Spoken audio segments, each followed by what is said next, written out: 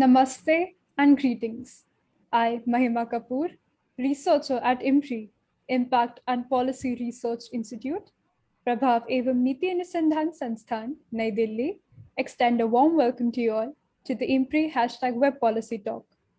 Today, we have gathered for a special talk on India and the Evolving Global Order, delivered by Professor Harsh V. Pant. This discussion is being organized by the IMPRI Center for International Relations and Strategic Studies. I feel privileged to introduce the chair for the session, Dr. Rafiq Dossani. Sir is the director of the RAND Center for Asia Pacific Policy, a senior economist at the RAND Corporation, and a professor at the Pardee RAND Graduate School. He works on education, finance, regional development, security, trade, and technology issues. His recent projects include security in the Korean Peninsula, the Belt and Road Initiative, track to diplomacy between the United States and China, and Asia's democratization. Previously, Sir was the director of Stanford University's Center for South Asia and a senior research scholar at Stanford University's Institute for International Studies. He holds a PhD in finance from Northwestern University, an MBA from the Indian Institute of Management, Calcutta, and a BA in economics from St. Stephen's College, Delhi. Welcome, sir. Thank you. Thank you. With the permission of the chair, I'd like to introduce the speaker and discussant for today. Sir? Please. Thank you. I am honored to introduce the eminent speaker, Professor Harsh V. Pant. Sir is the Director of Studies and Head of Strategic Studies Program at Observer Research Foundation, New Delhi. He holds a joint appointment with the Department of Defense Studies and King's India Institute as Professor of International Relations at King's College London. He is also a non-resident fellow with the Wadhwani Chair in US-India Policy Studies at the Center for Strategic and International Studies, Washington, DC. Professor Pant has been a visiting professor at the Indian Institute of Management, Bangalore, a visiting fellow at the Center for the Advanced Study of India, University of Pennsylvania, a visiting scholar at the Center for International Peace and Security Studies, McGill University, and an Emerging Leaders Fellow at the Australia-India Institute, University of Melbourne. Professor Pant's current research is focused on Asian security issues. His recent books include New Directions in India's Foreign Policy, Theory and Praxis, India's Nuclear Policy, the US Pivot and Indian Foreign Policy, Handbook of Indian Defense Policy, India's Afghan Model, and the US-India Nuclear Pact, Policy, Progress, and Great Power Politics. Professor Pant writes regularly for various Indian and international media outlets, including the Japan Times, the Wall Street Journal, the National, the Hindustan Times, and the Telegraph. We welcome you, sir. We are fortunate to have with us Dr. Parama Sinhapalit as the discussant for the session. Ma'am is an adjunct senior fellow at the Rajaratnam School of International Studies in the Nanyang Technological University, Singapore. She is the author of Analyzing China's Soft Power Strategy and Comparable Indian Initiatives. Her current research focuses on new media and foreign policy of India and other major powers. Welcome, ma'am. The deliberation is being moderated by Dr. Simi Mehta, CEO and Editorial Director at IMPRI. Now, I invite Dr. Mehta to take the proceedings further, and we look forward to learning from our esteemed gathering. Thank you. A very good evening to everyone from India. Thank you, Mahima, for leading us into the discussion today. It is an honor for me to be moderating this session in the presence of distinguished scholars of international relations. I welcome you all. The global order is in the state of constant flux, and India is not a silent spectator, but rather it is an active participant in the state of affairs around the world. In light of the several developments occurring on the international scene, especially in its immediate and extended neighborhood, the most prominent being the actions and reactions of belligerent state and non-state actors, raises concerns and also opportunities. Competition among the major powers have resurfaced, and this is only getting intensified each passing day. Do these changes offer India the scope and prospects to participate in crafting of political and economic institutions? And to not forget, India is currently at the United Nations Security Council by virtue of it being the non-permanent member. The topic, India and the evolving global order, hence becomes very important, and I'm confident that the discussion today would pave the way for an informed understanding of prevailing and impending patterns of geopolitics and India's role in it. So without taking any further time, I invite the chair of the session, Dr. Rafiq Dossani, to make his opening remarks and thereafter invite Professor Harsh Pant for his lecture. Over to you, sir. Thank you. Thank you, Simi, and thank you for that generous introduction, Mahima. It's a real honor and a pleasure to be here. I thought as part of my opening remarks, I would list some questions that perhaps our main speaker could use as preparatory material to help him think through his presentation. Of course, he's already thought through his presentation, but it's more in terms of some issues that I thought might be worth raising. So if I might request, I have 3 slides. If you could put that up. Yeah, the next slide, please. Yeah. Next, please. So the first question I raise is, does India have strategic autonomy, or are its actions largely reactive? You know, in a world order,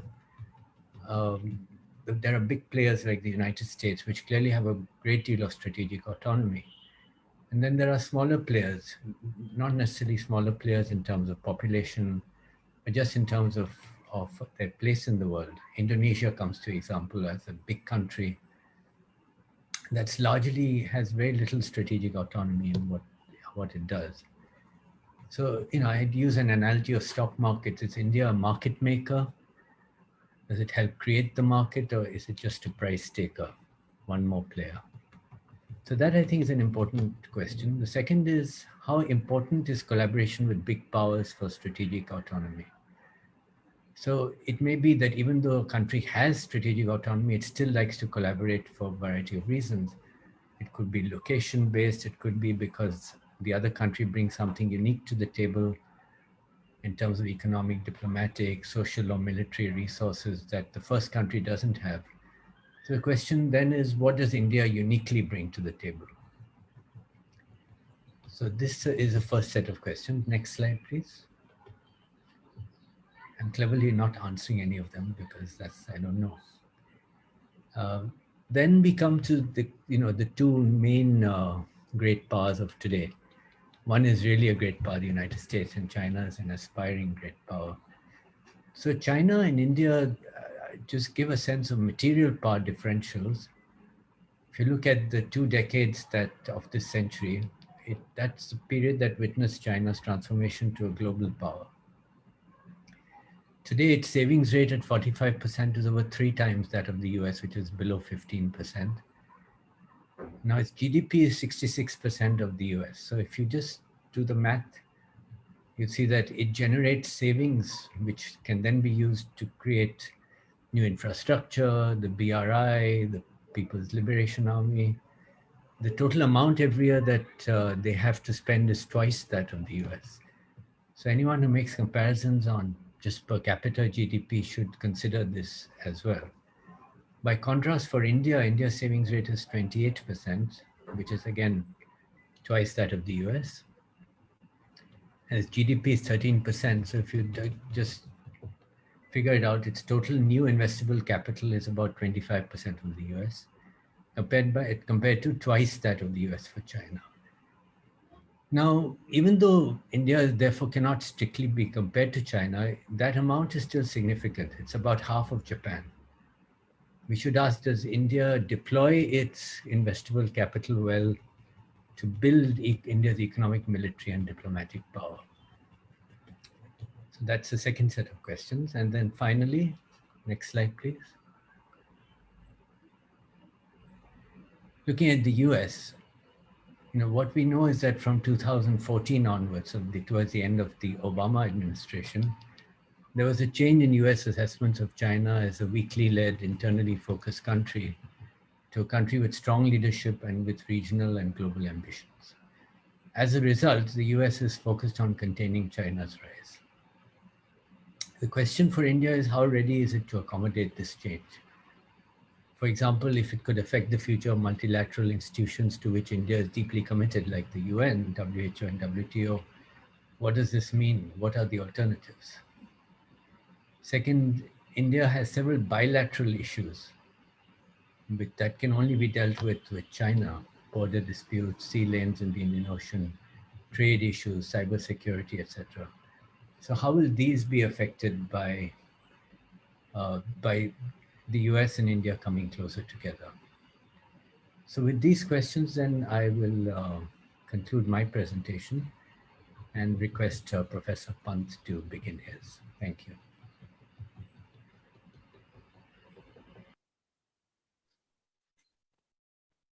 Thank you, Rafiq, for, I think, pointing out some of the internal questions for those who study Indian foreign policy. I think they frame some of the points that I'm going to make very nicely. So thank you for raising them at the very beginning. And I would also like to thank Adjunct, Simi Mehta, for inviting me to be part of this conversation.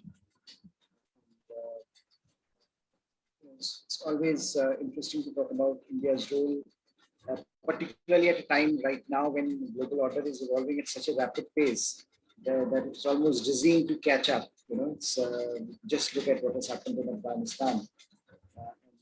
20 years of policy dissolving in a matter of hours. So clearly, there are issues on various fronts that India has to tackle, and I think that the international order has to absorb, which I think both of them together will be. Foreign policy is not a one-way street.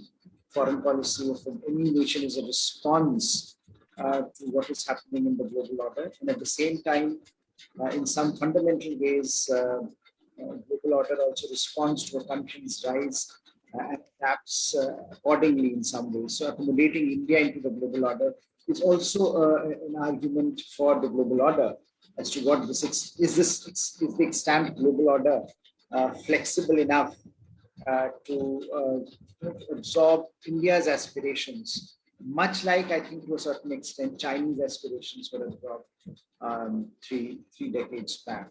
So I think those are the, in some ways one can think about conceptually, but and a number of points that Rafiq has pointed out, I'll be pushing them further. So I'll just divide the discussion into sort of two sets of ideas. One set of ideas revolve around, or one set of discussion revolves around what is happening to the global order, and what sort of how can we make sense of some of the challenges, some of the issues that arise, not the challenges, but some of the way the configuration is emerging. So what is the emerging global order? How can we assess it? What are some of the trend lines? What do we make of those trend lines? And I think the second set of issues concern India. That what is India doing? How is India responding? And what will be the consequences of that for India to an extent that we can make some sound guesses at this point. Now, finally concluding with, I think, some of the questions that Rafiq was raising in terms of capacity, in terms of strategic autonomy, strategic thinking, in terms of partnerships, in terms of the contradictions and incoherences at times that are, that a country like India has to face, because the choices are not stark. The choices at times are more the gray area. So what do you do? And is that something that we can live with for the foreseeable future? So, if we go to the first set of questions, first set of issues, which is about the global order, how do we think about it? One way of thinking about it from an international relations perspective is to just look at three sets of issues on the agenda. One is, of course, that the biggest aspect, the most fundamental aspect of international relations is the structural shift. The rise and fall of great powers, as we understand it, has been the staple of international relations literature. And for any country, this is the most fundamental challenge, that when you have relative stability, you can adapt policies with a certain degree of long-term trajectory. But when there is a flux in the system, then the major powers are themselves rising, falling, coming to terms with each other. I think those questions become, there has to be an inherent flexibility for a nation to respond to those challenges. And I think, therefore, the structural challenge in that sense is very, very important to ascertain. So I would just say that, look, when we look at the structural realities today, what is the most important aspect, which is the most important aspect, is some kind of power transition happening in the international order. I don't think anyone knows the destination of this power transition, but I think there is one can sense that America of today is not the US of the 1990s. In the 1990s, early 1990s, the idea was of a unipolar moment. And I think many scholars did term it a unipolar moment precisely because the kind of hegemony that the US had in the early 1990s, that by very definition is unsustainable. Comprehensively global power in every strand, military, diplomatic, economic, political. And I think, just after the demise of the Soviet Union. And if you look at the world today, there's greater degree of complexity just in terms of thinking about,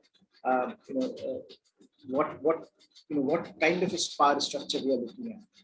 There's a big debate whether we are moving towards a bipolar world, or whether there is still multipolarity in the system, where you have European Union, Japan, Russia also, again, showing off its muscle, India to a certain extent, also contending amongst themselves for this multipolar status. Of course, US and China being the two most dominant players in the game.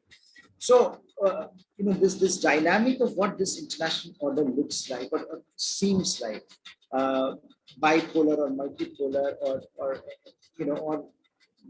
whichever polarity you may want to use, I think those questions impinge on what a country like India, for example, how a country like India will have to think about its options. So in that sense, this is a big structural shift happening, that you have on the one hand China, which is asserting itself, China under Xi Jinping, perhaps realizing that its time has come and it no longer needs to hide and bide its time. It's, something that Chinese past leadership was trying to do. Today under Xi Jinping, it's much more blasé about its role in global politics. It's much more open and explicit about its ambitions. And it's much more aggressive in pursuing those ambitions. So there is a sense that China has arrived and that China wants its due under the international law. And this has always happened. China is not doing something which is out of character. I think what was interesting was the debate on China before, which talked about that somehow China is going to be a different kind of a great power. I think more and more the consensus is that China is a similar kind of a major power. It is rising in a similar manner. It is asserting itself in a similar manner. Of course, there are issues so far as China's political structure is concerned, and the lack of transparency it generates, and the questions of intentionality about China's role in global politics. But I think by and large, what we are looking at is a power transition with China's rise, with China's ambitions on the table, and America's relative decline, not an absolute one, but relative. And also, I think if you combine this with the changing domestic politics in America, which talks about, which is more about inward orientation, that also, that there is a greater inward orientation in American foreign policy today than we have seen, for example, at any particular point in time since the end of the Second World War. That leads you to certain kinds of conclusions about America's future role. And this has been happening for the last several years, across Republican, across Democratic administrations. started sometime around Obama administration, when the talk was of focusing more inwards, focusing more on American priorities. Some would argue it led to the Trump phenomenon in American politics, where Trump was appealing to or appealed to at one particular point in time to the Rust Belt in America, which saw itself losing out to the wider world in some other countries. And I think that inward orientation has resulted in things like America First, etc., etc. So there is a larger reality around America that is changing. While America will continue to engage with the world, the questions are being asked. And if you look at the Afghan withdrawal, there is a sense that it also reflects at some point that reality, that whatever the costs in terms of global image, Biden is willing to take that call, and Biden is willing to say that, look, I own this and I'm not afraid of it, and I've taken this decision thinking through the implications of what has happened. So I think there is a larger reality around America that is also part of this power transition dynamic, where there are concerns about America's future global role, depending on what happens domestically in the US. So I think this power transition is the one big reality. And when this kind of a power transition happens, international, the challenge today to the extant international order is very obvious. If China is rising, if other powers are rising, they would want the international order to reflect their priorities, their interests, as much as it reflected the interests of the powers that have been there in the system. So I think that in some ways is a structural reality that one is having to contend with, not only India, but almost every other country in the world. Related to this is, I think, another structural change, which is with emergence of new geographies. For example, a decade back, Indo-Pacific was not part of our academic or policy jargon. But today, no discussion on global politics can be over without one talking about Indo-Pacific. So there is a sense in which new geographies are being created, and geographies are also, like Benedict Anderson said about nations, imagined communities. Geographies are also imagined, they are reimagined, they are reconstructed and reconstructed, remolded, molded and remolded. So they emerge at different points in time with different lenses. The strategic lens at the moment of Indo-Pacific has given rise to this idea of what Shinzo Abe, the Japanese Prime Minister, at one point said, confluence of the two seas, that Indian Ocean and Pacific Ocean are not two distinct entities. One has to look at them as one contiguous maritime zone. And I think that logic is now gradually being accepted by most countries in the world. From the West, where you have America, of course, but also countries like Netherlands, Japan, France, UK, European Union, all having their Indo-Pacific outlooks and approaches and policies, to countries like Australia, Japan, ASEAN, India, of course, talking about Indo-Pacific outlook. There are, of course, certain countries. You have China, for example, that believes that Indo-Pacific narrative is about containing China. But ironically, it is the rise of China that has given, that has made the idea of Indo-Pacific possible. If China had not risen the way it rose, Indo-Pacific would not have been Indo-Pacific. There would have been no need to create this new geography. But I think China's rise and response of other players like India, like Japan, to that rise is what has led to what is now being talked of as the Indo-Pacific construct. So I think in that sense, the idea of Indo-Pacific is again a structural reality. Eurasia, on the other hand, on the other side, where you're looking at the role of Russia being reimagined in some ways in the larger Eurasian landscape. Eurasia has been with us for a very long time, but the potency that it has acquired now with Russia flexing its muscles gives you a different flavor of the evolving global geopolitical realities. And again, countries like India and other countries are having to contend with that. Finally, on the structural question, I would just raise one final, which I believe is a structural change. And that is the way we look at, we think about, or we are responding to the issues of economic globalization. The paradigm at the end of 1990s, that paradigm which was framed in some ways by this Fukuyama-esque logic that from now on, free market capitalism and liberal democracy will spread across the world. End of history and the last man. When Francis Fukuyama talks about this in early 1990s, he saw the demise of the Soviet Union and the victory of the US, the West, as a guarantor for liberal values of free market capitalism and liberal democracy. Now, today, if you look at the world, you see a challenge being coming to these fundamental, both of these value systems. But when I'm talking of it, here I'm talking of globalization in particular, because economic globalization is undergoing a transformation where those who at one point were its biggest champions, like the US,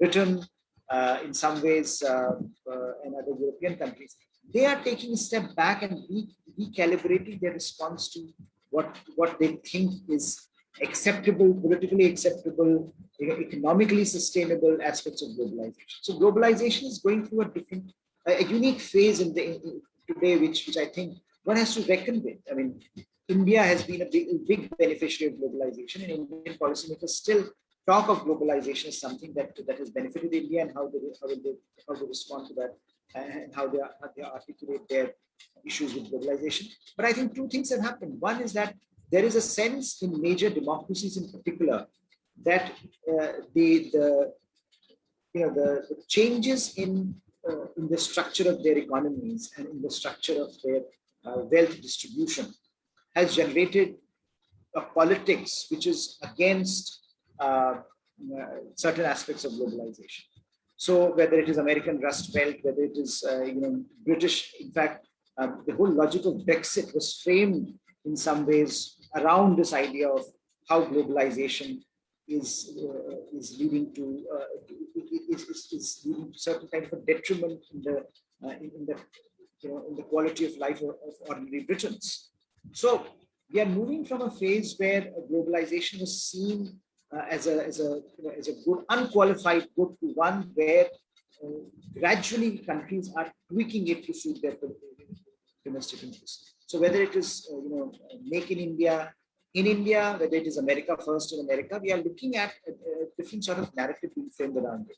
So on the one hand, you have this argument about distribution and within societies and how that is constraining the options of policymakers. On the other hand, you have this argument about China, that how China has benefited disproportionately because of the forces of globalization and because of the way that China was not forced to acknowledge certain aspects of globalization and not being reciprocal in its response to other nations. So I think that has led to this remapping of ambitions vis-a-vis China, vis-a-vis economic order. And finally, I think on this point, we are looking at a unique aspect of globalization where economic relationships, trade, investment are increasingly being looked at through a strategic prism. That you cannot really divide national security and economic ideas. And at one point, the idea was that if you trade more, you have better political relationship. Today, I think the countries, by and large, are saying we want to trade more with those countries with whom we have better political relations. So, in a sense, the logic of economic globalization, the logic of the economic engagement, bilateral and multilateral, is turning on its head. And that is a reality that also countries are figuring out, and we have to respond to. So I basically put all these in the structural category, that these are structural changes that are happening. And countries like India have to respond to these challenges almost in real time. Following from these structural changes are actually in the global order institutional changes, which are things that if you have a changing in the power structure in an international system, it is very natural that institutions that were created at a certain point in time to respond to a certain kind of a power structure would be found wanting. So if you have the whole Bretton Woods system that was created in post-1945 global order, you would find that system is not really responding to some of the most critical issues of our times. And that is why you see a certain dissatisfaction with institutions That is why you see this COVID actually exposed, COVID-19 exposed one of the institutions that perhaps very few people knew about, very few people talked about, like World Health Organization. But today, if you see the debate on World Health Organization, the politicization of World Health Organization, it brought the whole debate about what these organizations are for, how they are being tampered with, how they are being manipulated, and what are the costs of that in some ways. So the division is starker. Institutions were always used by major powers. It's not today that somehow suddenly it's being used in a different manner. But because now you have China, which is doing it, because you have a country like China, which has a very different set of an agenda about global politics, about global governance and global order, you see the backlash is equally strong against the institutional framework that is available. So whether you're looking at institutions like UN Security Council and WHO and WTO, which have been found wanting in recent years, or you are looking at regional organizations like ASEAN, for example. At one point, it was seen as an exemplar of regional organizations. So how fantastic ASEAN, books have been written about ASEAN, that ASEAN model is the way to go if you want to do regional integration. Today, ASEAN is faltering at every step. They don't have an answer to what some of the most fundamental challenges they are facing, whether it is Myanmar question, whether it is a question of how do you respond to Chinese aggression, whether you want, how do you balance US and China, which was at the heart of ASEAN in 1967 when it was created. So I think ASEAN is struggling to respond to these challenges as an institution. Similarly, you have European Union, which is struggling. Britain is out. If you go back to the debate on COVID and COVID management, there was a big debate about how certain countries were dissatisfied with the way key members of the European Union were managing COVID crisis. And the larger questions which Britain's exit had raised, and which for the moment European Union has managed to put a blanket on, are still there simmering under the surface. There is a lot of anger and anxiety about the Brussels bureaucracy, the idea of a democratic deficit, and therefore the ability of the European Union to respond to some of the global challenges is also in doubt. So we are looking at, and remember, these are some of the institutions that have always been called some of the exemplars. European Union and ASEAN were the exemplars. Forget SARC. SARC was never working in any case. So again, you can now see how defunct SARC is, and how we have moved to a different understanding in the neighborhood. But even those institutions that were seen as working are today struggling, and so there is a larger institutional problem. And so if you think about the Indo-Pacific, for example, ASEAN was never meant to respond or never meant to be operational in a context where Indo-Pacific geography would emerge. ASEAN was an organization of Southeast Asian countries that were responding to what was happening in their vicinity. Now today, if you have the Indo-Pacific, which is now the meta geography around them, ASEAN's role becomes marginal in that sense. And to expect ASEAN to respond to that meta geography is also unhelpful. So in that context, the institutional changes, institutional void that we face is equally significant, and one has to be cognizant of that. Third, I think, and a related aspect is ultimately, whether it is a question also of when you have powers that rise, they put pressure on existing institutions. They also put pressure on existing norms. So when you have a normative challenge at the heart of it, for example, the maritime issue, maritime norms, countries took it for granted that freedom of the sea, freedom of navigation, law of the sea, these are some things that nations thought in an age of economic globalization, who would contest these norms. But today you have countries that are contesting these norms. And so those norms that were the bedrock of the order that was created, those norms are being contested. The norms have always been contested.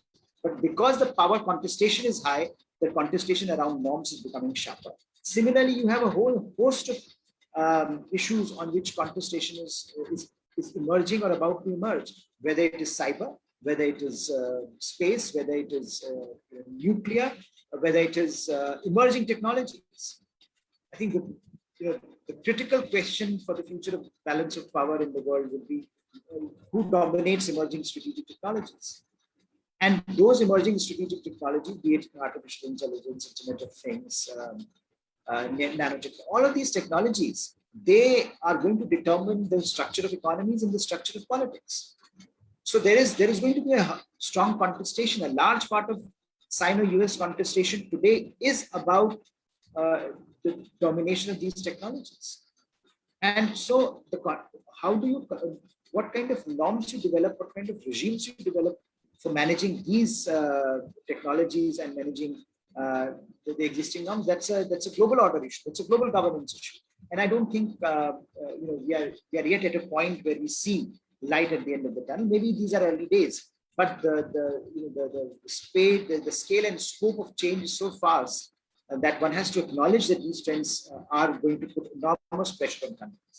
Now, what does this mean for India? Now, what is interesting is in some fundamental way, India today is at the heart of most of these conversations, whether it is a conversation on power transition, whether it is a conversation on emerging technologies, whether it's a conversation on institutional change.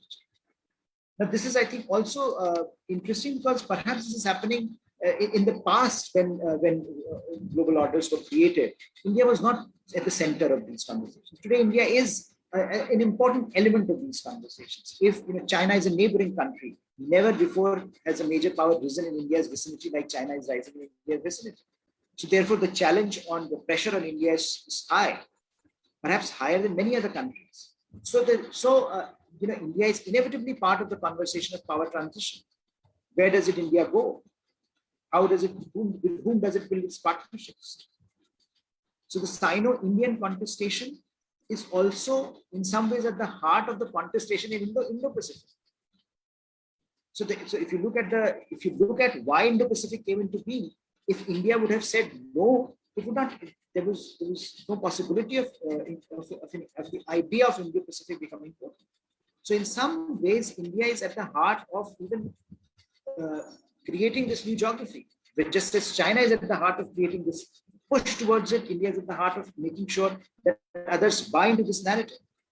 So whether it is the Quad is Quad because India is participating in it, Indo-Pacific is Indo-Pacific because India is part of that larger remapping that is happening in India's neighborhood. And similarly, institutionally and normatively, India wants today to be part of major regimes and major endeavors to create new institutions. Now, this is again a difference from the past, when if you go back to the nuclear non-proliferation regime, India wanted to be away from that. India did not want to participate in that. India said, this is something that I don't want to be a part of because this is, again, discriminatory, it creates two-tier structures, and so on and so forth.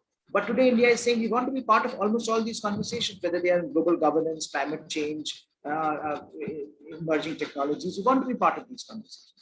So in that sense, India being at the heart of these conversations means that India has to decide in some way, shape or form, which way it is going to drift, which way it is going to move. And I think in that sense, some of the questions that Rafiq had raised at the very beginning become very important, because then it becomes a question of how what do you want? Do you want a strategic autonomy? If you want a strategic autonomy, how do you get it? Do you get it by partnering with countries? If you want to partner with countries, which countries should you partner with? I think all those questions become more and more real and more serious, because the rapidity of change imposes certain costs on indecisiveness, on not making those decisions. So very briefly, what has been India's response in a few on these issues? One, I think the major change that you see is at the level of ideas. And I think this is something that I want to emphasize. That at that ideational level, you see India making a transition where you have, on the one hand, Indian policymakers are arguing openly that India wants to be a leading player in the international system. India wants to be a rule shaper, not a rule taker. We want to be part of institutions, regimes where rules are made. We don't want to enter into the room once rules have been made.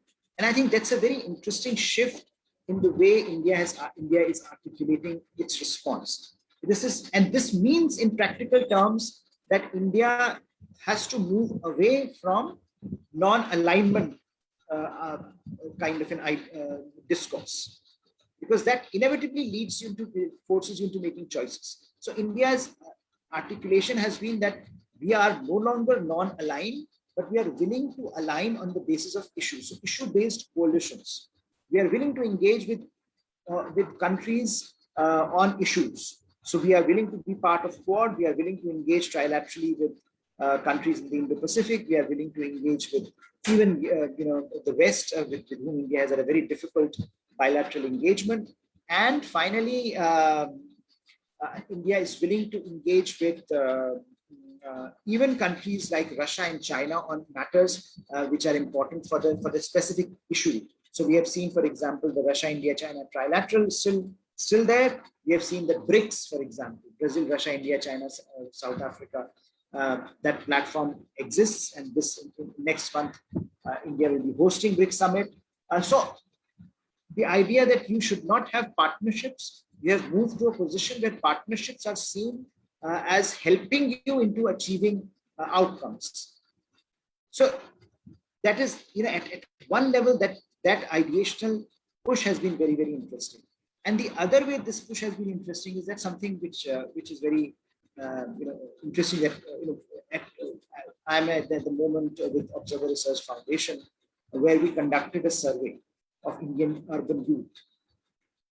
And we just released a report yesterday, on 15th of August. And it is very interesting because the numbers, and the urban youth today has no recollection of non-aligned movement.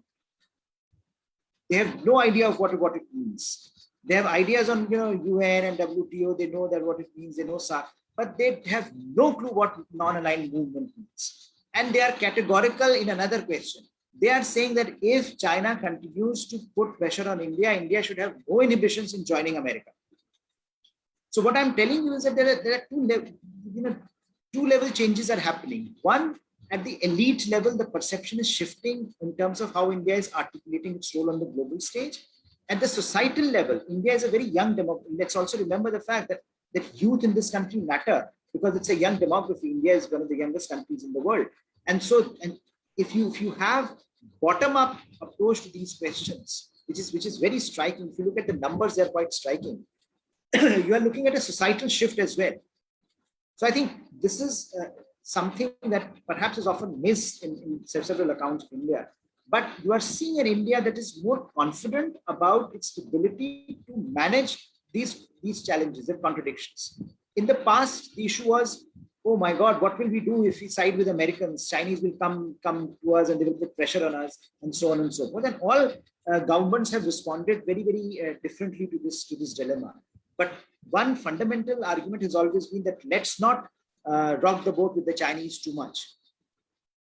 Now, of course, Chinese are sitting on the border.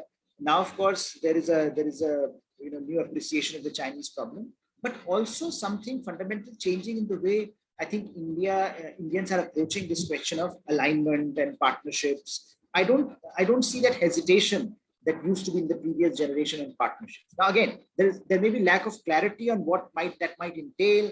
It may lead to questions about to what extent you can be a partner of a country like America. If you look at Afghanistan, for example, if Afghanistan is being left behind and abandoned, then can a country like India rely on America? Those questions are all valid. But I'm looking at today from the point of view of India and certain trend lines that are developing. And this is one important trend line that I think is important to observe over a period of time as to what its actual consequences would be. One of the consequences, of course, we have seen that India has moved considerably forward in its engagement with the US in signing foundational agreements and building defense partnerships to an extent that was impossible to imagine just 5 years back or even a decade back, and so on and so forth, in participating in Quad. Let's also remember in 2007, India and Australia were the reasons that Quad did not get off the ground. By 2017, it was getting off the ground.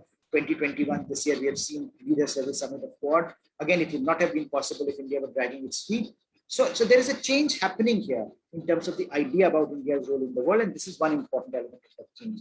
A few other important elements that we have seen: focus shifting away to a certain extent from this obsession with Pakistan to an obsession with, I would say, good obsession with China, because at some fundamental level, that is the big story of our times. And how India relates to China, how India manages China, how India deals with China is going to be one of the most important developments for Indian foreign policy. So we have seen that shift happening both operationally, ideationally, as well as tactically. Whether building infrastructure, whether it is tailoring your armed forces, or whether it is thinking about economics. And there, I think some interesting conversation we can have later on about what it means by India is still importing a huge amount, but India is putting restrictions on Chinese investment in critical sectors, etc., etc. Then, of course, this whole notion of Pakistan obsession, not focusing on Western front, but focusing on the Eastern front of India's neighborhood, where India becomes part of the Bay of Bengal narrative, that rather than focusing on the Arabian Sea or on Pakistan frontier, on Pakistan too much, let's focus on those partners in neighborhood which are willing to give India benefit of the doubt, which are willing to engage with India, Nepal, Sri Lanka, Bhutan. Everywhere there is a larger trend of China imposing its will. There is a larger trend of China becoming very, very important. But India focusing more on the Bay of Bengal, more on neighbors like Bangladesh, Sri Lanka, Nepal, Bhutan, and Thailand and Myanmar, which give India a claim to having organic links with Southeast Asia. So India's Act East policy, a derivative of India's Look East policy today, is premised on this argument that India is not an outsider to Southeast Asia. That it's not that India has to be invited to Southeast Asian gatherings. India is organically linked. If you look at our Northeast, it's linked to Myanmar. So if that is the geography, if you look at India's historical ties, maritime ties, trade ties, cultural ties with countries like Myanmar and Thailand, they give you an organic link to Southeast Asia, and therefore they give you a different context to your engagement with Southeast Asia and East Asia, and therefore your role in the Pacific around China's periphery can be articulated differently. And finally, on global governance, as I was saying earlier, there is a greater push on global governance, and there is a greater desire to play a larger role, whether it's climate change, institutional reforms, and global health. Indian government got a lot of criticism on vaccine diplomacy, but I would say that personally, I thought that it was important to do. In the first wave of the COVID-19 crisis, when India was relatively well off, and not to have used your own pharmaceutical advantages for the betterment of the wider world would have looked quite feeble, I think, from India's point of view. So India did well by helping other countries in the first wave. Obviously, second wave has different set of connotations, and it will lead to different set of consequences. So in that sense, there are a number of issues on global governance where India is willing to push on and taking on a role that in the past India has been relatively reluctant to take. So I would just end by saying that all that is happening in a context where, as Rafiq pointed out in his initial slides, that one fundamental problem remains, and this is the problem, that is the capacity problem. So capacity in all, whether it is economic capacity, whether it is military capacity, whether it is institutional capacity, all of those, the capacity issue remains where it is, and we have progressed, but that capacity issue continues to hinder India's ambitions to a certain extent. That is, that often you have for a strategy to work, your ends and ways and means have to be in balance. And I think a lot of the problems that India has are domestic in nature. They are about reviving India's building domestic muscle of India, building domestic capabilities and capacities of India. And unless that is done, I think a lot of these questions about India's global rise will not be able to materialize. And a lot of these questions will not be answered because a lot of the obstacles will remain at the level of domestic, the ability of India to resolve these problems domestically. But those I can take later on. I think I will end there and give the floor to Parama for comments and observations and her questions if she has. Thank you, sir. Yes, Dr. Parama, over to you. And also for the audience, if you have questions, please feel free to write on the chat box. Yes, Dr. Parama, over to you. Please unmute yourself.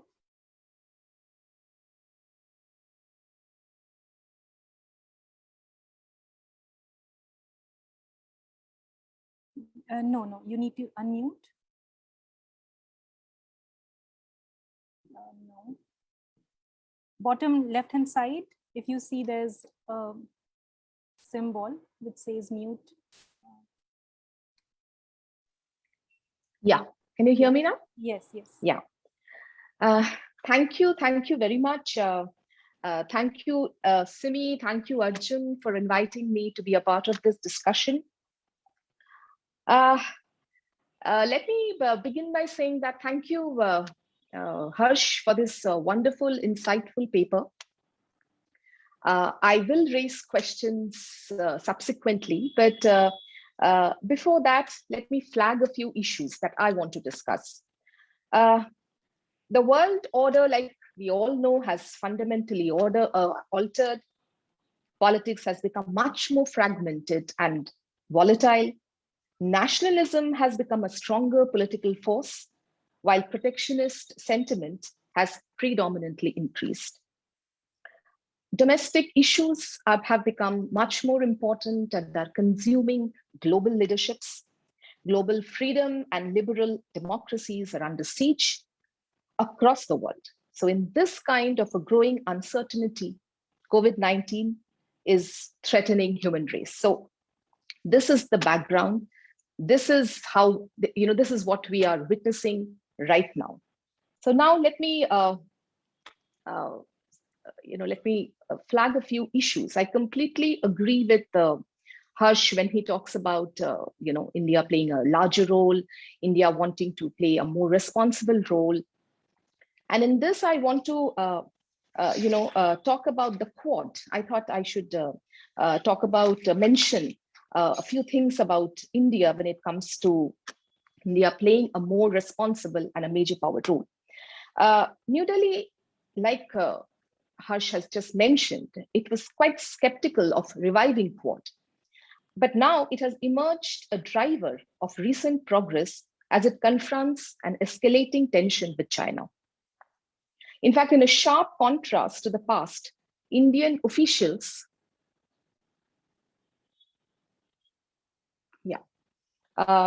Indian officials are now much more vocal champions of the Quad and its conceptual cousin, the Indo-Pacific, that once again Harsh has mentioned. I would like to mention here India's move to create an Indo-Pacific division, which is quite significant as it bureaucratically aligns the Ministry of External Affairs with the Prime Minister's vision of the Indo-Pacific as spanning from the shores of Africa to the Americas, making the desk central mode to coordinate activities across the various regional desks. In fact, it is very interesting to see how China has started to perceive the Quad. It had said, it has actually changed from the sea foam in Pacific or the Indian Ocean to how the Quad now is representing one of the most consequential challenges to Chinese ambitions in the years ahead. It actually signals how strategic circumstances change and new challenges emerge in the world order. In fact, in another move, India even invited Australia to participate in the Malabar naval exercise. It is again notable because India had previously refused to allow Australia, fearing it would antagonize China.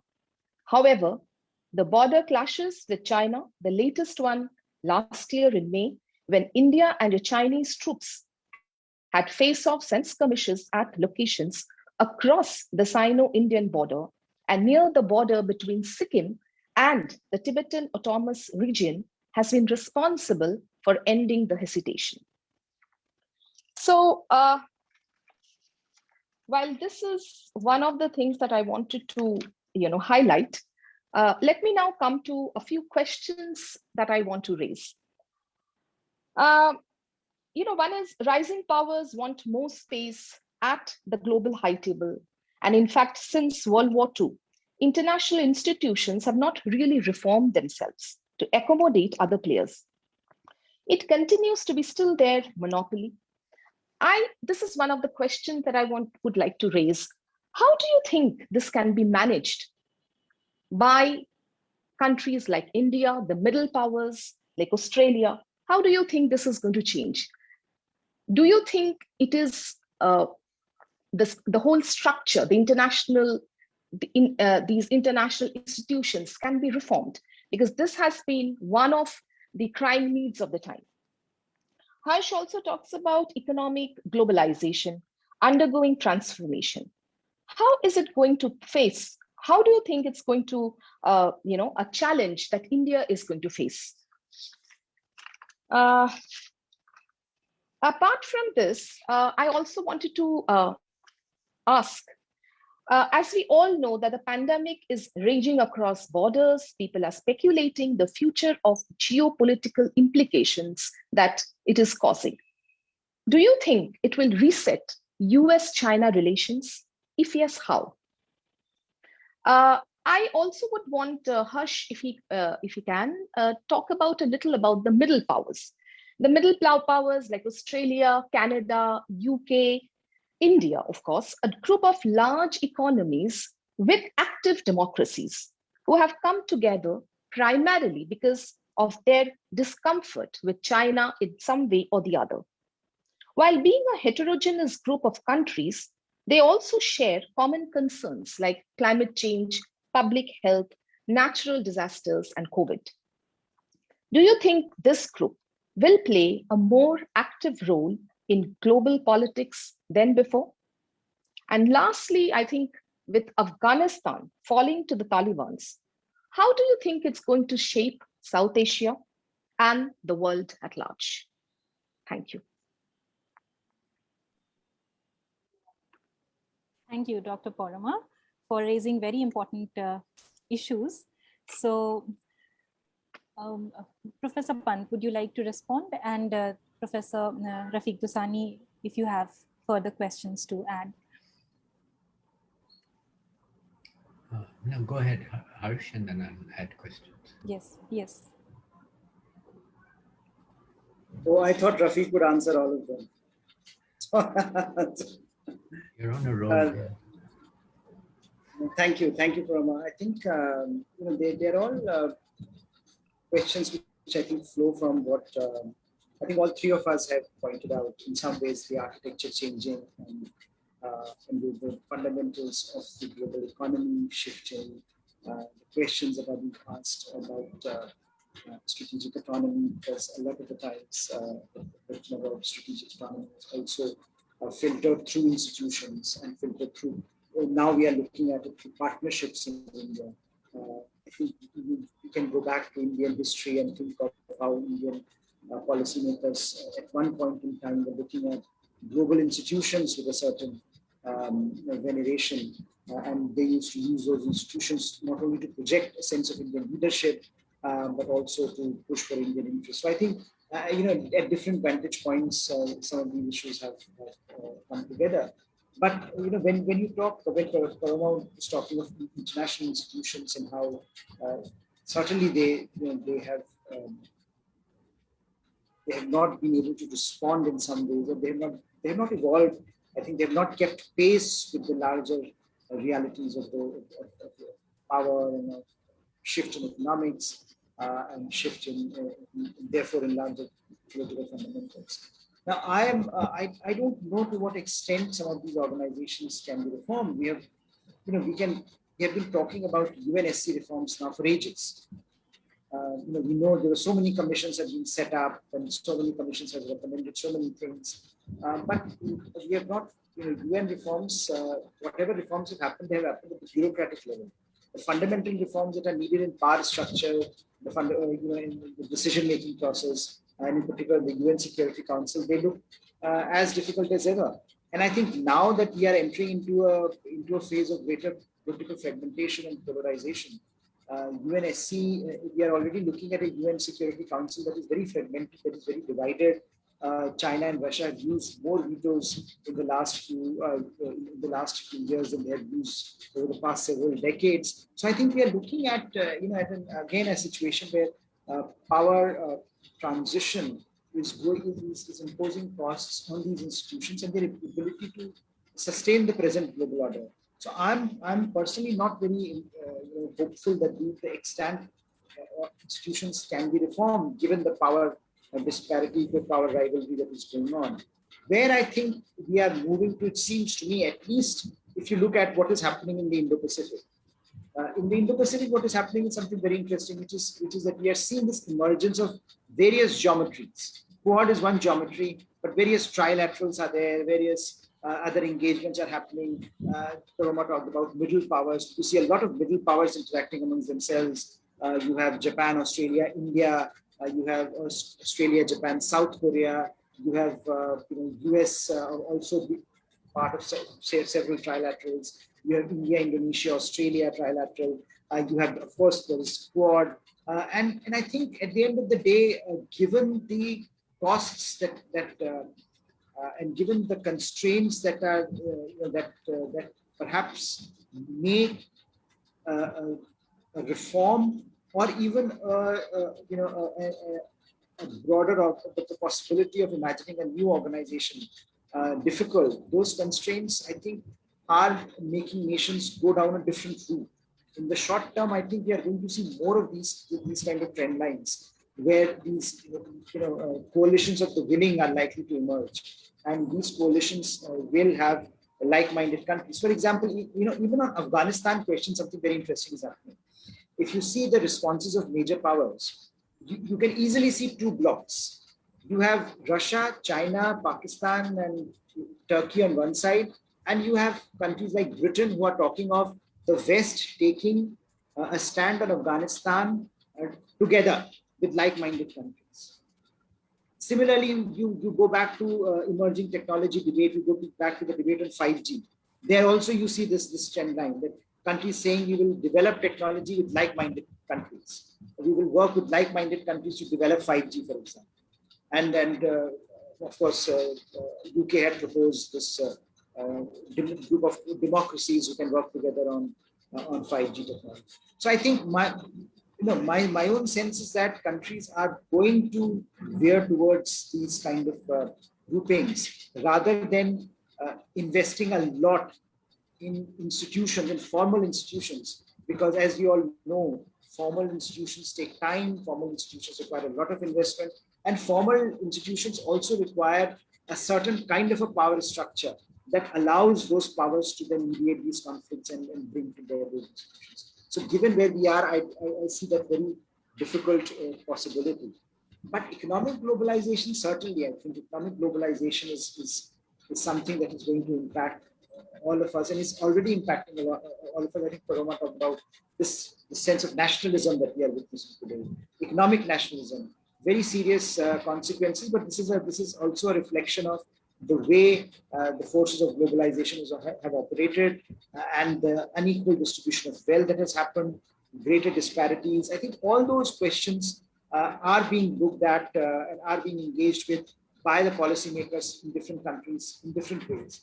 But by and large, the template is the same, that all the nations, the people in most of the countries, especially in democracies, are putting a lot of pressure on policymakers on these questions. I remember Indian Prime Minister, for example, saying, and he said this after COVID-19, the first, when it struck India, he said that one of the most important lessons India has learned is that India needs to be self-reliant in critical sectors.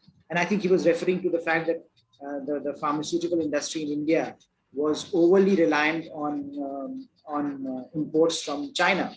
And I think at that particular point in time, given that the rest of the world needed Indian help, there was this concern whether we would face problems from China. So I think those sorts of questions which have led to this idea of Atmanirbhar Bharat Abhiyan, self-reliant India campaign that India is running at the moment. That is one reflection of that. How successful that is going to be, I don't think know very much. But certainly that is something that countries like India and countries, even other countries. And let us also remember that US has been at the forefront of this, saying that first things we would need. One of the interesting comments from Biden administration has been that our foreign policy, every aspect of our foreign policy should reflect the needs and aspirations of American middle classes. So in a sense, there is a recognition that American middle classes perhaps are not happy and they are not getting the benefits of global engagement, and they should be catered to. So I think we are looking at this very interesting phenomena where economic globalization will be impacting a lot of the aspects. But finally, I think on Afghanistan, this is a great question, but I think that given the rapidity of change in Afghanistan, it's very difficult to make any assessment at this point. The only assessment you can make is that I think it's going to be a difficult ride for ordinary Afghans for a while, because a lot of them, who, especially those who invested a lot on this, the liberal ideas that freedom and democracy and human rights would be sustained by the international community, perhaps would be finding themselves abandoned today in more ways than one. So how also the costs of this will be borne by them more than anyone else. America can move on, NATO can move on, and Taliban will be there for a while at least. But I think for ordinary Afghans who are looking, who are hoping for a different future, I think that's a challenge for them. But I think geopolitically, this certainly, as I was mentioning earlier, it raises up questions about this whole China, Pakistan, Russia, Turkey axis, and India perhaps being marginalized for the moment. So what are India's options, engaging with what countries, how to deal with Taliban if it's recognized by the world? I think those questions will be very significant for Indian policymakers, apart from the fact that there will be some kind of concern for the possibility of the Taliban coming back to power, giving a boost to certain extremist groups. And this is not India specific, this is across the region, including countries like Pakistan and China will find it very difficult to deal with some of the groups who are viewing this as a great victory of extremist forces against America, against a mighty military power. So I think those questions remain unanswered, but certainly the regional flux, South Asian region is in for a ride for at least a few years because it can Thank you. Thank you, sir. Thank you. Thank you so much. Thank you. Yeah, I guess my question is, to measure impact, India wants to be a regional and a global participant with influence. So if one looks at China, for example, over the last decade, you can see its footprint enlarging, in terms of impact. The Belt and Road Initiative, for example, is a big, has already had a massive impact on the economies of the country. There's all this talk of debt traps and so on, but that really doesn't hold up under serious analysis. So, you have that, you have the Shanghai Cooperation Organization, you have the Forum on Africa, China Cooperation. You see, in a lot of money, healthcare, digital services flow through these organizations. In the case of Shanghai Cooperation Organization, you see a lot of political and military benefits to China and Russia, of course. My question to you is, and to both of you, is where do you see the opportunities for India to have impact? Does it require India to develop and propose new institutions and initiatives, or can it work within existing ones? If so, what is the evidence of impact? Thank you.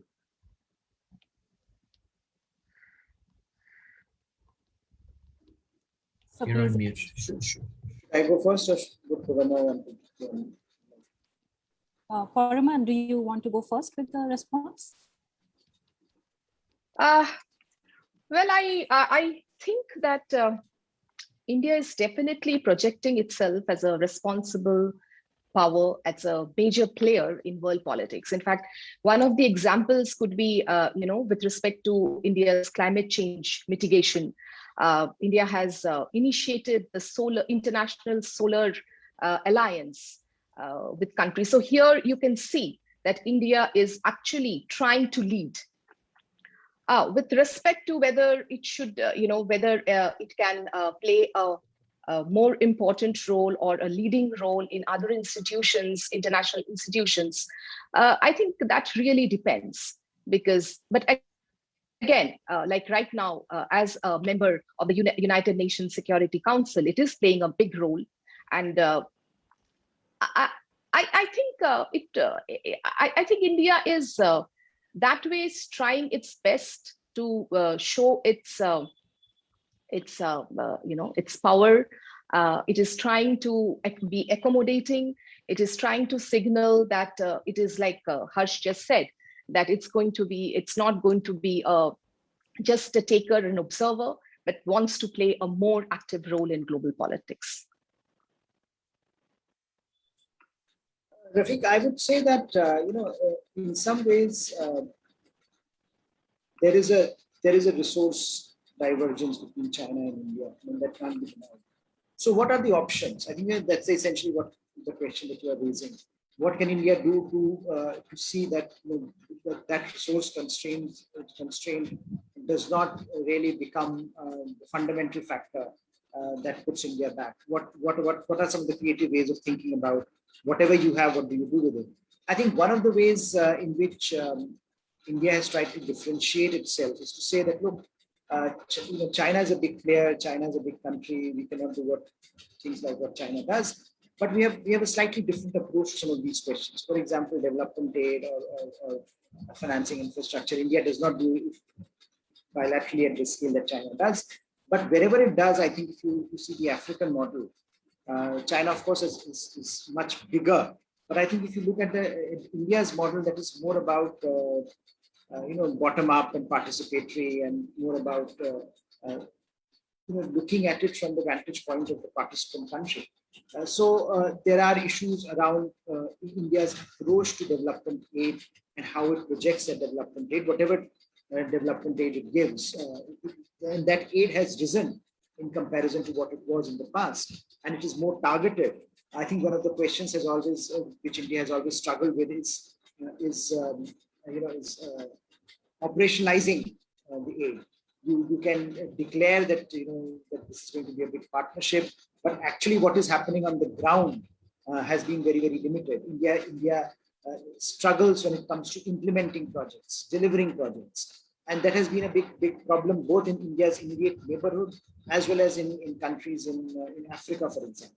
So I think one of the ways in which there has been some movement in the direction is that now you do see a more streamlined and time-bound approach to completing projects, to development aid, where it is going, how it is being spent, and whether we have something to show of that in the end. So I think that has been a shift in the way it operationalizes some of these ideas. The other, I think, has been that compared to what used to happen in the past,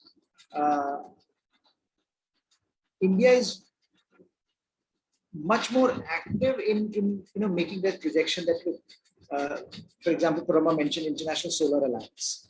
Now, if you go back to the Indian debates with the West on climate change, and just a decade back, you can see the transformation. It was always about that, we are not responsible, West is responsible, why should we care?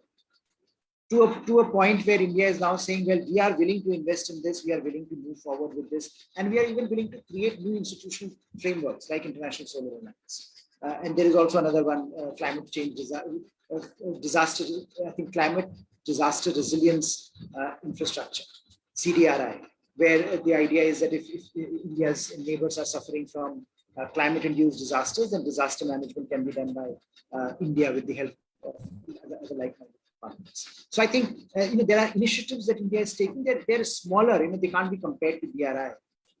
But I think that is something that India feels it can do to scale that up And I think that's where some of the changes in the present global order will impinge on India's foreign policy, because there is a growing contestation now between the West and China. A lot of the countries earlier on that were not interested in doing stuff with India are suddenly, this model of collaboration, like India, European Union working in Africa together, or India, Japan talking of Asia-Africa Growth Corridor, where it has not, done as well as perhaps it should have had. But the idea that India and Japan can work together, they are working together in South Asia. So, countries like Bangladesh and Sri Lanka have several projects where India and China work together. Similarly, the idea of in Africa, that where India's traditional advantages plus Europe's and Japan's technical advancement together can collaborate and bring help and give help to African nations. That's the model which I think India is using to scale up some of its ambitions around the world. Again, how far it will succeed, I don't know. I mean, it's very early to say, but this is a slightly different approach to the Chinese question, which is, I think China is the kind of resources, the kind of breadth that China has. China can do it all on its own. But when it also, I think what is interesting is this challenging China, or challenging, not saying it as much, but challenging it. When Parama mentioned UN Security Council presidency. Now, this is the first time when you have the presidency where Prime Minister sat and chaired a meeting on maritime security. There was no obvious reason to do that, apart from the fact that India wanted to show that this is a very important aspect of our foreign policy. And the points that the Prime Minister mentioned included, he talked of some nice things like marine ecology and how maritime security, maritime trade is dependent on everyone else. But he also took pot shots at China. He also made it very clear that, look, this is also about countries should also resolve their maritime disputes based on international law, and maritime infrastructure should also not be built without taking the participant country into account, its ability to sustain it financially and environmentally. So I think the message was very clear. So I think that is also a big shift happening on global platforms. India is willing to take that kind of a leadership, where it is willing to be more explicit about which direction it wants to go and how it wants to shape the narrative. So, those are some of the ways in which one can look at it. And I would also add, by the way, on BRI is, there is a lot that has been written about BRI, and it's a huge project in any case. But India, when it started from the very beginning, India opposed BRI. India was the only country that opposed, major power that opposed BRI from the very beginning. At that point in time, India was alone. And I think since then, and the points that India raised about, they were not simply about the fact that BRI was, that you had a CPEC that was passing through, China, through what India considers disputed territory. But India raised also other points like financial sustainability, environmental sustainability, participation of the local population, whether it is being decided in Beijing or whether this is something that is about capacity building of the countries in question. And I think today, if you look at the Western response to BRI, it may be strategic, but it is largely derivative of Indian original response. And I think in that sense, also, if you look at India's role as a norm shaper or as a discourse shaper, I think that is also something that is that India is trying to do. So I think at multiple levels, you see that engagement, whether that footprint, whether that engagement translates into something which is more tangible over a period of time, that of course remains to be seen. Can I also add something here, please? Yes, please. Yeah, in fact, I also want to add here that India has a lot of goodwill. Can you hear me? Yes, please continue. Yeah, so India also has a lot of goodwill. When you compare China and India, I think India's India's democratic credentials as opposed to China's authoritarian tendencies, that also plays a role. When you talk about aid, with respect to China, they are all talking about the debt trap. But with respect to India, the kind of reputation that India has, I think that goes a long way in getting the kind of goodwill that India has internationally as opposed to China. Thanks. Sure, thank you.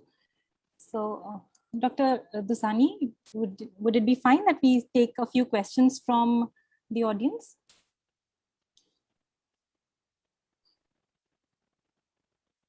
Rafiq, sir, please unmute. Yes, Simi, go ahead. Yes, yes.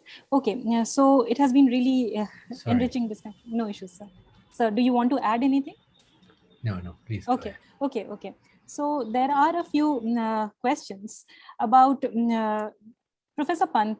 Would you spoke about the global governance and structural changes in your presentation. So there's a question about India being the weak link in the institutional setup of Quad.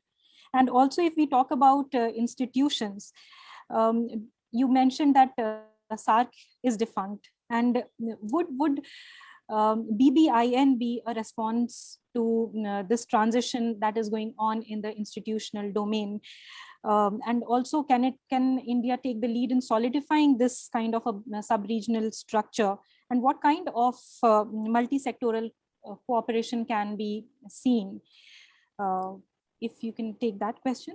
And I can also put up one more question from the audience, is that about, you mentioned that unofficially we are heading towards an Asian order where China, Russia, and India will play a greater role in order to negotiate with China. We need a strong American presence in Asian geopolitics. Hence, given the situation, what would be India's geopolitical strategy to deal with rising China and Russia having indirect support to a declining or weakening or even, inwardly, the inward orientation of America that you mentioned? This question is by Saddam Hussein. So over to you.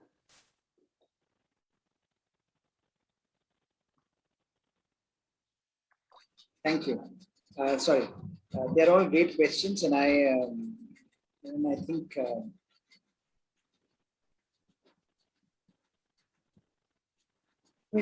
I will take them one by one. The weak link in Quad, I frankly, I don't agree with that.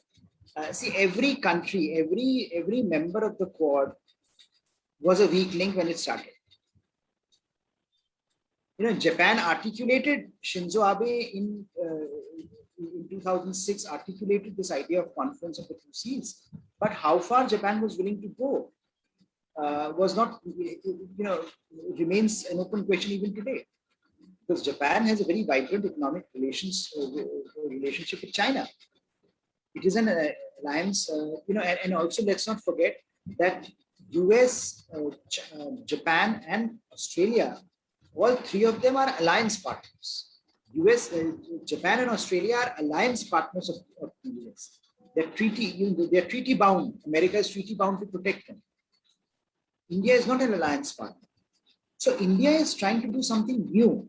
India is trying to engage on a platform of this magnitude without actually signing a treaty with the US. So I think people often underestimate how much resolve that takes. In India,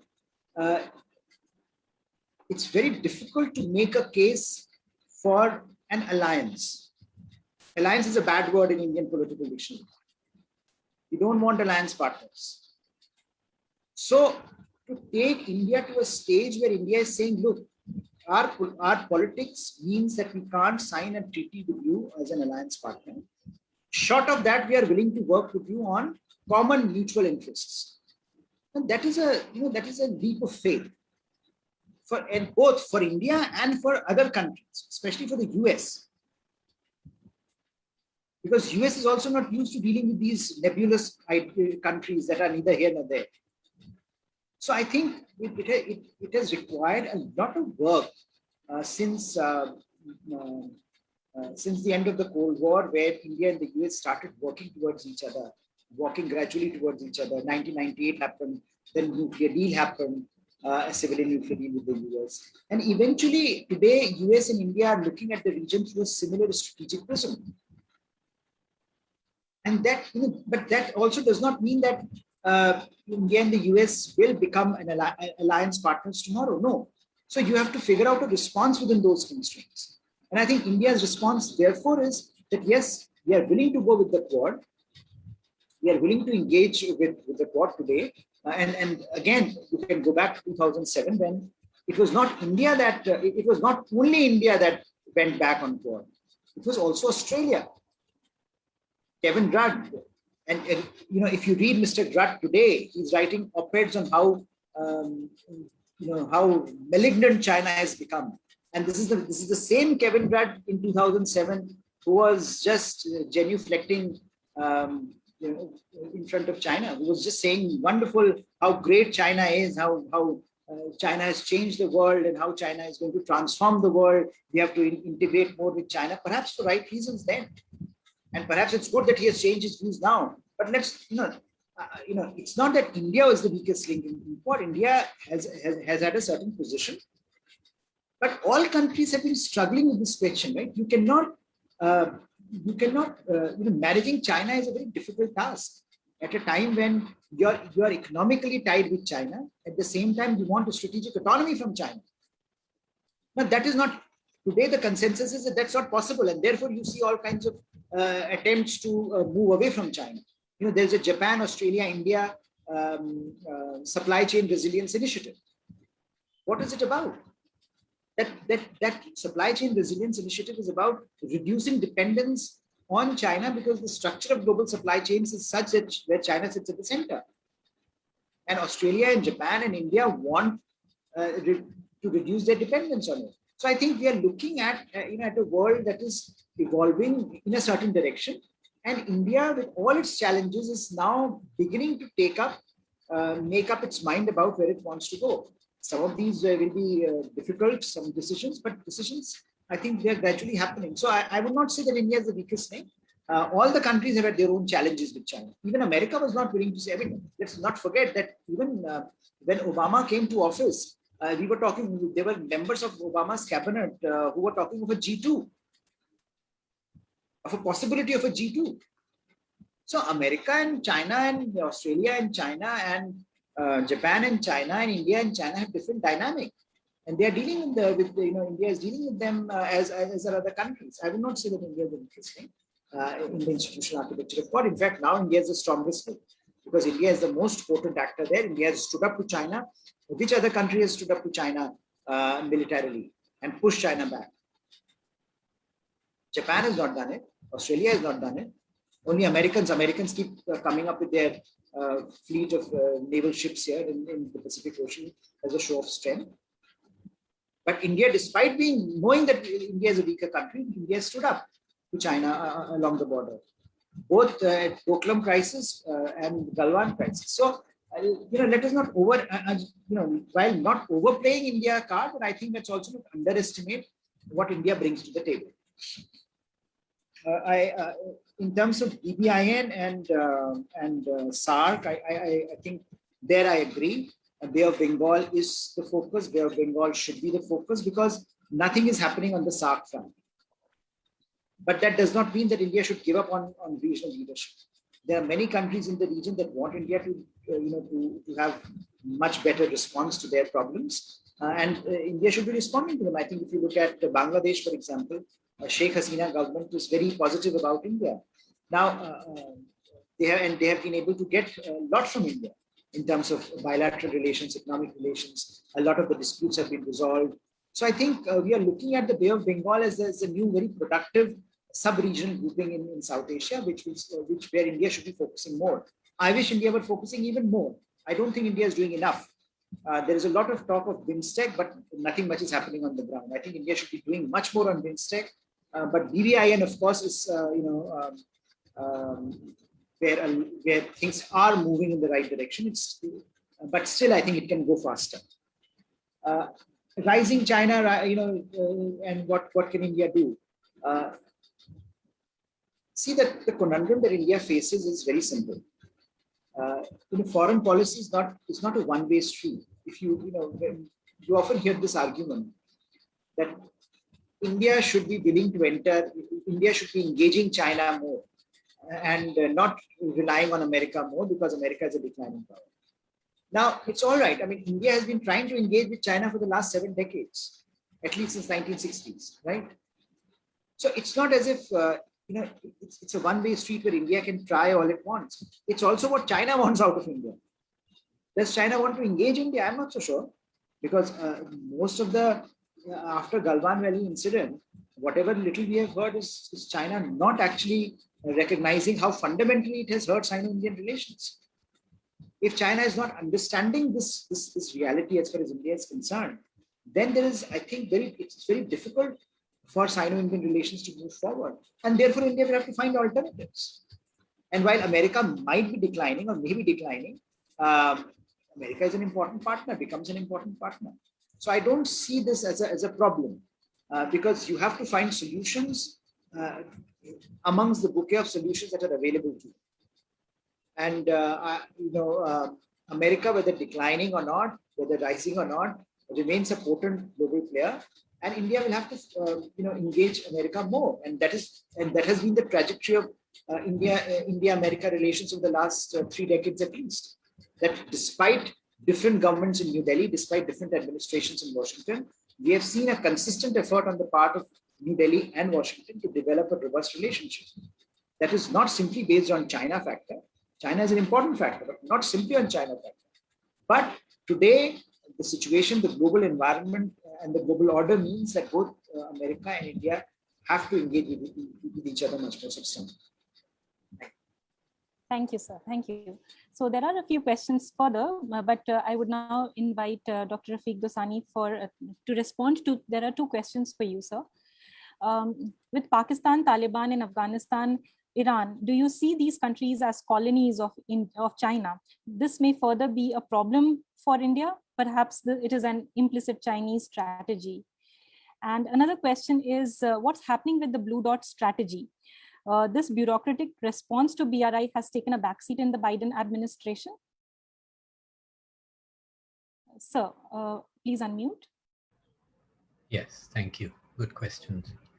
So on the first one about China's ability to control Pakistan and through Pakistan to control Afghanistan and the roles of the Afghan Taliban and Pakistan Taliban in this. Obviously, these are early days and we don't know what's going to happen. But I would think that the amount that Pakistan has paid a price of since 2001 for being a frontline state in the fight against terror, it's about 70,000 lives lost according to their own calculation, which far exceeds that of any other frontline state. Untold economic costs on them. The fact is it's become a weak, failing, fragile economy partly as a result of that. So I'm just hoping there's rationality on the part of the Pakistan leadership to accept that, and it seems from when you hear Prime Minister Imran Khan, he seems quite sensible in his approach, that there is an understanding of what the Taliban is about, and he may give them some space. People often talk about the strategic depth that Pakistan gets from controlling Afghanistan. It sounds odd to me that you'd claim strategic depth from a country that's so much weaker than your own and even more volatile. On the other hand, I think Afghanistan got strategic depth, the Taliban in particular, from Pakistan, as they fought over the last 20 years. So, I think it's early days, but I think, one can hope that there will be better outcomes ahead. Sorry, what was the second question, Simi? Oh, you're on mute. Yes, sorry. It is about the Blue Dot strategy, sir. Has it taken a backseat now? Yes, it seems to have. It's the Blue Dot refers to the interest of the United States and other countries to create a standards-based framework for infrastructure investment. I mean, logically, it was always a non-starter. If most of the infrastructure being put in today by overseas investment is from China, the new one anyway. For the US to get involved in this would be to, in effect, subsidize China's standards. Because, if the railroad is built by China, what are you going to do about setting the standards for that? And it's a low-cost approach that that the US favored. But it didn't make logical sense since the US wasn't going to put in the money for the infrastructure itself. See, that's what's happened. You have China now with the money. The US should have the money but needs it at home. And so that's, I think, where I think Harsh has also pointed this out, is this big asymmetry.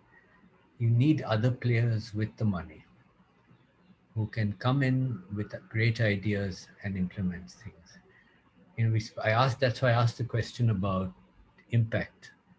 A lot of the answers were, still, we don't know the impact. Quad, what is the impact? The Solar Alliance, what is the impact? So I think spending some time thinking back, recalibrating, taking a back seat for a while, no harm done, in my opinion. Of course, events might prove otherwise, but that's what I feel. Thank you. Thank you, sir. Thank you. Professor Pant, this is a question by Dhiman Sarkar, who is asking, how is India addressing the issue of data localization in this new era of increasingly interconnected global order, understanding the importance of access to big data?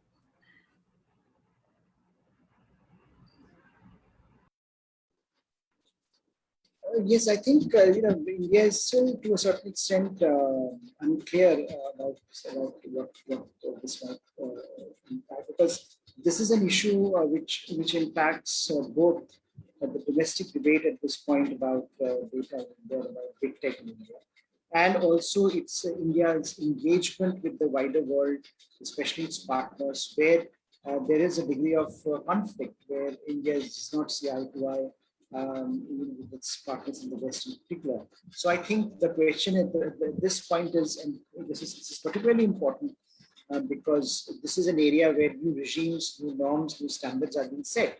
So India wants to be there. India wants to be part of this larger discourse, but there is conflict between what is happening domestically and how it wants to respond, to this whole notion of big tech and how they approach the world. We have seen, for example, recent debates in India about Twitter and about Facebook.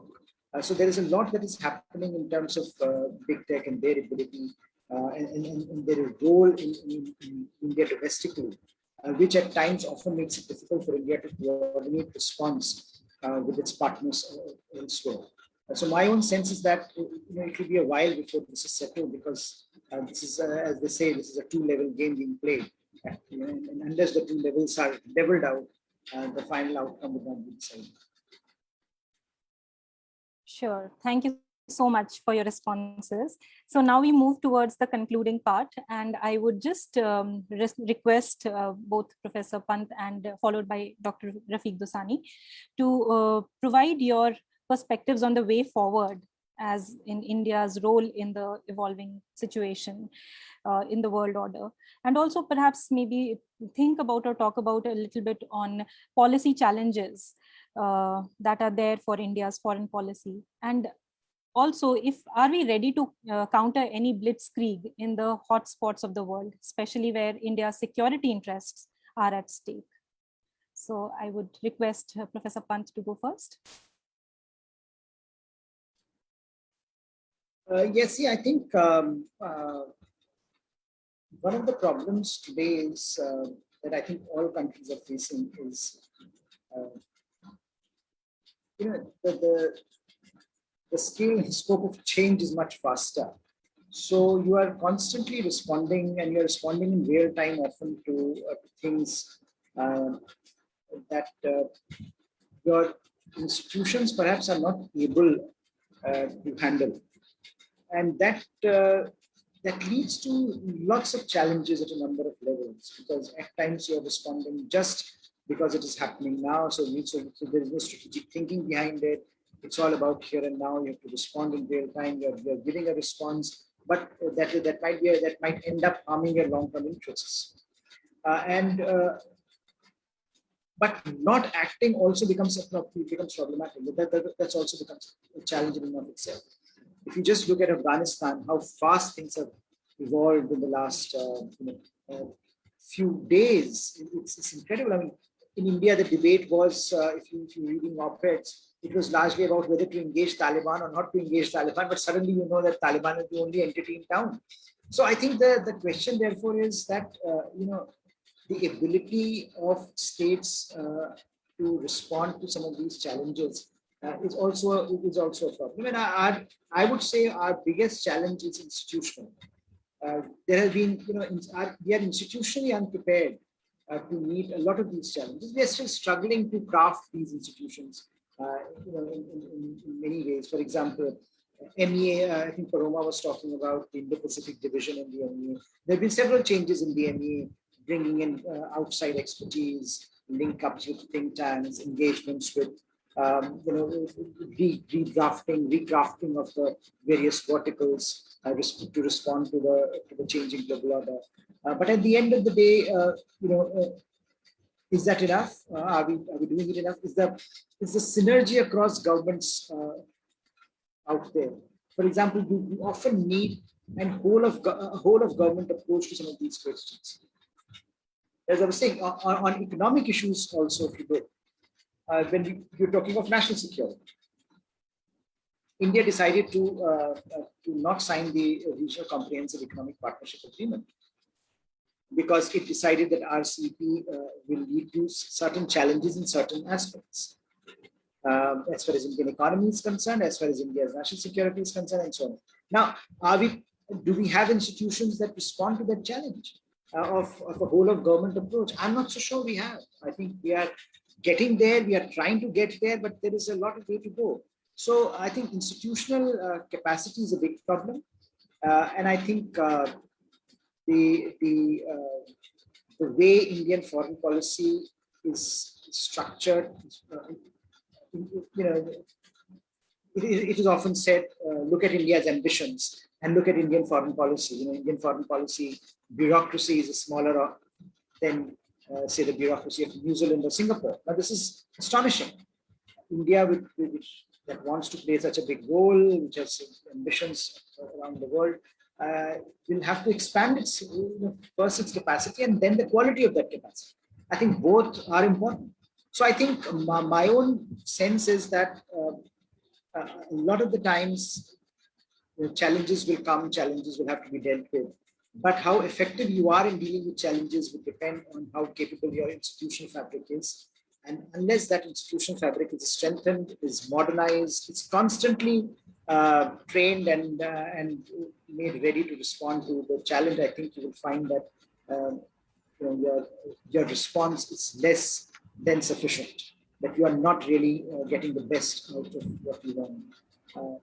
But on the whole, I would say that there has been a movement towards greater synergy. There has been a movement towards greater integration, and how successful that becomes remains to be seen. And how successful, as Rafiq was saying earlier, in response to a different question, how successful some of these attempts of India on the global stage will be, that also remains to be seen, because most of these are very, very recent initiatives. And we may just find that 1 year from now, some of these have become redundant, or 2 years from now, some of these have become redundant, some initiatives have become redundant. But I would still say that not taking initiatives can also be a problem, because there are others who are taking initiative. So they are willing to shape the agenda. If you are willing, if you want to shape the agenda, then I think you need to be more proactive in some ways and assess where your previous efforts have gone wrong and perhaps craft a different response. But I would say that there is, as the flux in the global order continues, of course, it presents its own set of challenges, but it also presents its own set of opportunities. And India should exploit those opportunities to the extent it can. Great. Thank you, sir. Thank you. Yes, sir. Over to you, Dr. Dossani. Thank you. Yeah, no, I really enjoyed this session. I thought Harsh did a fantastic job. You raised a few points, Simi, that I'll try and address also. One is, I think it's becoming a dangerous world out there. The Chinese are moving at a speed that far exceeds anything that anyone else has yet been able to respond to. Just look at the Belt and Road Initiative as a daring, very ingenious, astonishing in terms of scale initiative. And that's just one example. There are many others. So the issue of institutional capacity that Harsh raised, I think, is absolutely key for India. I mean, I've been kind of impressed with how, as I mentioned earlier, we just don't have the capacity, and therefore there's no impact. It's all maybes and to-dos and something to look forward to. If I was to give one policy recommendation on what should be done, I would say focus on your neighborhood. There ought to be no way that countries like Sri Lanka, Nepal, ought to have such prickly relations with India as they do. Sometimes off, sometimes on, but always an undercurrent of prickliness describes those relationships. India should have figured this out a long time ago, and there should have been no opportunity for China to find political capital in these countries. I think focus on the region and an approach that makes sense, maybe less hectoring and more aid giving, for example, might be the solution. I don't know. I think needs a lot of thought. And finally, are there other blitzkriegs to come our way? Well, we've seen two in the last 2 years. The pandemic was as much of a blitzkrieg as the Taliban. And maybe it's just a predictor of what will come ahead. I do think the pace of change is increasing much more rapidly than we realize. And therefore it becomes a particular challenge for countries like India, which are getting ready for the world stage, but are not yet ready to address these issues. Thank you. Thank you so much. Thank you, Dr. Dossani, for this wonderful response, and Professor Harsh Pant. So we have just reached to the end of the program today, and I would like to formally propose the vote of thanks. But before that, it has been really, really stimulating and rich discussion have just preceded. And there is actually no singular response to the major questions that, questions of structural change, which Professor Pant has mentioned, and also the institutional and ideational changes that are happening around. So we definitely want and need a smart foreign policy, which is timely, relevant, and also, specific, and doesn't become redundant. So we have to strategically craft our responses. So thank you so much. It has been really a delight to listen to all of you, and we have learned a lot. I would like to propose the formal vote of thanks on behalf of the IMPRI Center for International Relations and Strategic Studies to all our panelists, our speaker for the day, Professor Harsh Pant, our discussant, Dr. Parama Sinhapalit, and the chair for the session, Dr. Rafiq Dossani. And all those who attended here on Zoom and also watching us live on Facebook, and also would be watching us later on YouTube, and also later on hearing us later on podcasts. So thank you so much, and I wish you all a very good evening, and we look forward to hearing and learning more from you in the future. Thank you so much. We are grateful. Thank you. That was a great session. Thank you, sir. Very nice. Thank you. Thank you.